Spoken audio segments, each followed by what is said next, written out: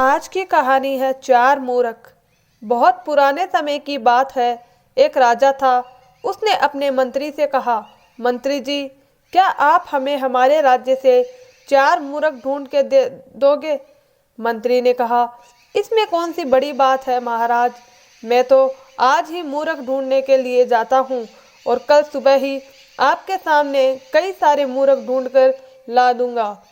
अगले दिन जब दरबार लगा तो मंत्री ने कहा, महाराज, मैं मूर्ख लेकर आया हूँ। आप कहे तो आपके सामने हाजिर करूँ। राजा ने कहा, मेरे सामने मूर्खों को पेश किया जाए।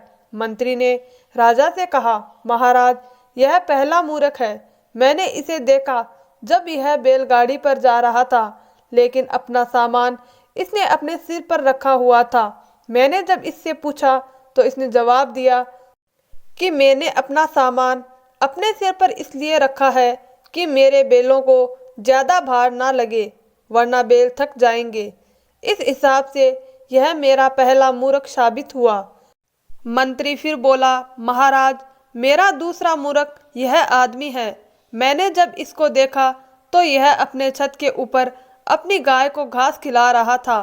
तो मैं उसके छत के ऊपर गया तो देखा कि उसकी छत पर थोड़ा बहुत ही घास निकला हुआ था और उसे घास को चराने के लिए वह अपनी गाय को ही छत के ऊपर ले गया। महाराज, आप ही सोचिए, जो आदमी गाय को खिलाने के लिए घास को काट नहीं सकता, वह इंसान मूर्ख नहीं तो क्या है? मेरे हिसाब से यह दूसरा मूर्ख हुआ। इसके बाद मैंने पूरे राज्य में भ्रमण किया तो दो मूर्ख इस राजमहल में दिखाई दिए। आप कहे तो मैं पेश करूं आपके सामने।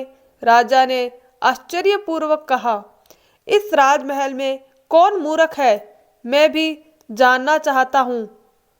महाराज, तीसरा मूर्ख आपके सामने खड़ा है, यानी कि मैं, क्योंकि राज्य में मेरे लिए इतना सारा काम पड़ा हुआ है, लेकिन मैं वह काम छोड़कर मूर्ख ढूंढने के काम कर रहा हूँ। इसीलिए मेरे से ज्यादा मूर्ख कोई नहीं है। राजा के मन में अब चौथा मूर्ख कौन है, यह जानने की इच्छा हुई। मंत्री ने कहा, महाराज, चौथा मूर्ख आप खुद हैं। आपको पता है कि कोई भी कार्य जब समझदार और बुद्धिमान इंसान ही कर सकता है, फिर भी आपने मुझे मूर्ख ढूंढने के लिए भेज दिया। यह समय की बर्बादी है। यही समय आप किसी नेक काम करने में लगाते तो उससे प्रजा की भलाई होती। इसलिए चौथे मूर्ख आप ही हुए। दोस्तों, नई साल पर इस कहानी से यही तात्पर्य है कि अपने अपने काम पर ध्यान दे। कभी किसी दूसरे के काम में ताक झाक ना करे। अपने काम में लगन से लगे रहें। यही आपको नव वर्ष में शिखर तक ले जाएगा। आपको नव वर्ष की हार्दिक शुभकामनाएं। ईश्वर से दुआ करती हूँ कि आप सब अपने अपने कार्य क्षेत्र में इस साल सफल हो जाएं। आपको कहानी अच्छी लगी तो प्लीज़ चैनल को सब्सक्राइब जरूर करें। धन्यवाद दोस्तों।